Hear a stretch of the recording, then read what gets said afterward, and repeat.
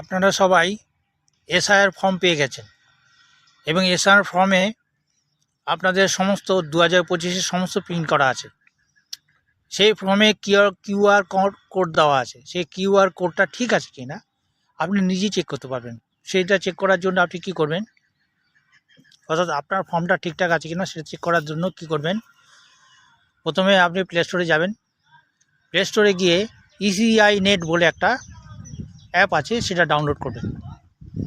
Download করার পর সেটাকে প্রেস করবেন।